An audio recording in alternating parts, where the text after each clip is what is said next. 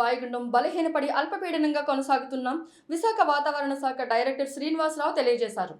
అల్పపీడనంగా కొనసాగుతున్న రానున్న 24 గంటల్లో వర్షాలు కురిసే అవకాశం ఉందని అన్నారు. రాష్ట్రంలో అధిక శాతం అనకాపల్లి, అల్లూరు జిల్లాలలో భారీ వర్షాలు కురిసే అవకాశం ఉందని వెల్లడించారు.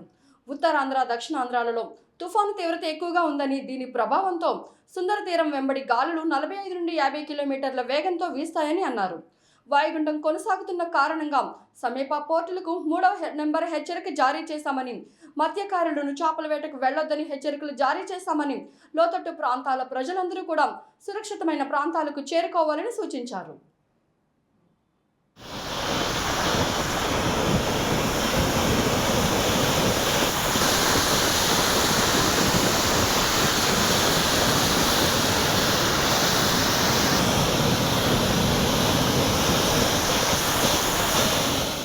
భారీ వర్షం అయితే మటుకి అనకాపల్లిలో అయితే 8 సెంటీమీటర్లు, అలాగే నెక్స్ట్ చిత్తూరులో 7 సెంటీమీటర్స్, వరరామచంద్రపురంలో అయితే 5 సెంటీమీటర్స్ వర్షపాతం నమోదవడం జరిగింది. అలాగే దక్షిణ కోస్తాలో మటుకు కొంచెం యాక్టివిటీ ఉంది, తక్కువగా ఉంది. అక్కడక్కడ ఒక మాసం వర్షాలు నమోదవడం జరిగింది. అలాగే ఇప్పుడు ఉన్నటువంటి ఈ మాన్సూన్ యాక్టివ్ కండిషన్స్ దృష్ట్యా నెక్స్ట్ కమింగ్ 24 అవర్స్ వరకు కూడా మన రాష్ట్రంలో అయితే ఒక మాసం వర్షాలు మనం నమోదవుతున్నట్టు చెప్తున్నాం. ఉత్తరాంధ్రలో అయితే అక్కడక్కడ ఒక మాసం వర్షాలు, 1-2 చోట్ల భారీ వర్షం కూడా నమోదయ్యే ఛాన్సెస్ ఉన్నాయని చెప్తున్నాం.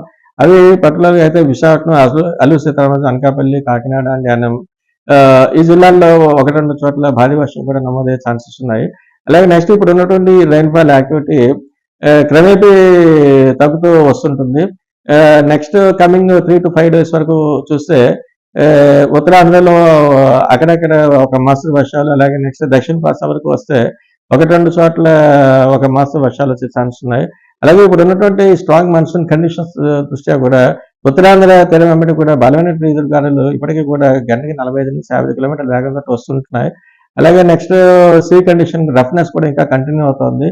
వీటన్నిటి దృష్ట్యా కూడా నెక్స్ట్ కమింగ్ 4 days వరకు కూడా ఉత్తరాంధ్ర తీరం వెంబడి ఉన్నటువంటి మత్స్యకారులని వేటగాలొద్దని చెప్తున్నాం.